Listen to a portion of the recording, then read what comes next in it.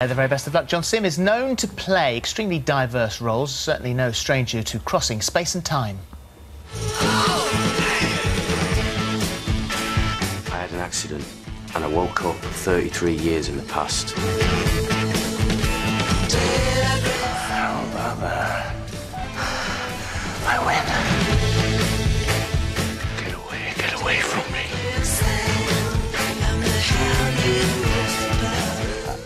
I've not got the strength for a fight.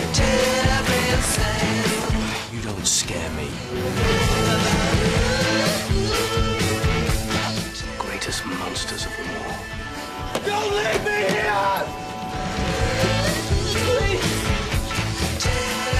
There's a whole great diversity of roles there, all sorts of things, and the one I want to talk about is the show that's currently one of my favourites on the telly at the moment, and I know that you shot this about a year ago, so you probably can't remember what you even did, and that's Mad Dogs. Yes. It was on last night. Yes. This group of mates who life couldn't... It's like, almost a bit like Thelma and Louise. A tiny thing happens, and then it rolls, and it gets worse, and it gets worse, and it gets worse. And for you guys, I would have thought, this is the third series.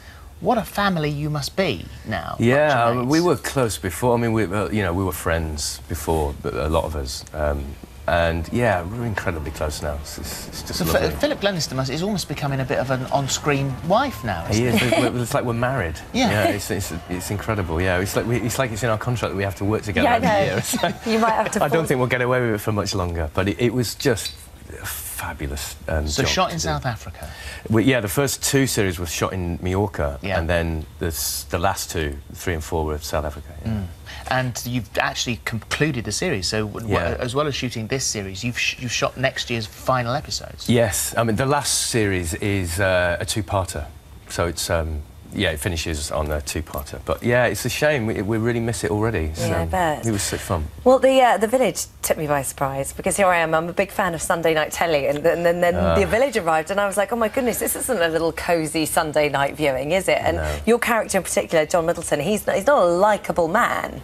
No, not at all. Not at all. I mean, it really wasn't Sunday night viewing, was it? And I think a lot of people were shocked by that. But fantastic in that way as well. Yeah, absolutely, yeah. I mean, it's totally and utterly gripping, and it was, I mean, reflecting that time, actually, because it was pretty gritty. Yeah, I mean, you know, the people that sort of said it's a little bit too grim, it's too this, it's too that, and you was thinking, well, I don't know whether you were expecting Dad's Army, but it was, you know, World War I wasn't that much fun, you know, there wasn't that much laughing going on. I would assume for you guys as actors, it's got a lot of legs in it, because, you know, there's a lot of places that it can go, so time-wise, anyway. Yes, yeah. Well, Peter's vision for it is that it'll go over 100 years. So it'll be like Heimat. There was a German show called Heimat it spanned 100 years, I think. And so we start the next series, it'll be the beginning of the 20s. So it shouldn't be as grim. You know, it's got Roaring Twenties, it's got a bit of Charleston going on. I'm not sure whether that'll reach Middleton's farm, but yeah, it's a grand vision that he's got, which is quite interesting. I'm not sure how long me and Maxine Peake will be alive for that. No, I was going to say 100 years. Every actor wants a part that lasts 100 years. Exactly, yeah. So one thing you did do when you came back from South Africa doing Mad Dogs, one of the first things you did was actually the Father's Day film, wasn't it, for prostate cancer? Yes, yes, immediately. And that was on last weekend. Yeah. And what a brilliant way to get a message across. Yeah, fantastic. It was such a great thing to be able to do. I came back and literally got off the plane and went straight to it. Else I would have missed out on it, and I didn't want to. Yeah, really important message to get across, and a really clever way of getting it across. You know, for a certain demographic. It was originally called Tough Guys, because the point was that, you know, men like that don't talk about things like that, and they don't get checked up, and, you know, so with Ray and Charles Dance, you know, it was such a clever way of getting a message We'll put across. Details of that online, because if you haven't seen it, I'm sure it must be available online, you should see it. I think you can see it on ITV Player and on the website. Yeah. As well, of course, of all the screen stuff, you are a lover of the theatre, and you love a challenging role, and you love Pinter. Yeah. And so you're at the Hothouse with Hothouse at the Trafalgar Studios in London. This is dark a comedy, a dark comedy. It's set in a state-run asylum. Yes. And it would appear, certainly from reading the information, that the people who run it are possibly in worse mental state than the people who are in there. Yes, yeah. Quite a terrifying thought. Yes, yeah.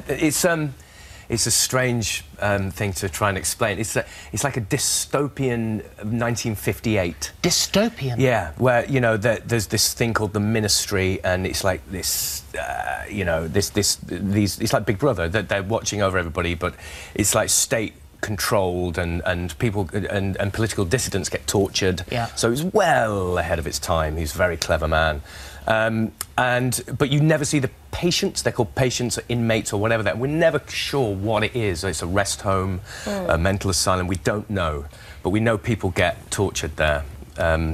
And on top of all this, it is a comedy. But you see that, you know, just that it's set on one day, Christmas Day, and two things happening right at the very beginning of the play. Someone's having a baby that we find out, one of the patients, and one of the patients has been killed. So I'm the second in command. I have to find out what's going on. And he's a bit Machiavellian, isn't he? Yes, yes. He's very sort of Iago-ish. Yeah. Yeah, and he's like the through line all the way through it. But you see the disintegration of these people, and you do start to question who are the inmates. Yes. Yeah. Have you done Pinter before? I did. I did a play called Betrayal last year, which is one of his masterpieces. I did it at the Crucible in Sheffield.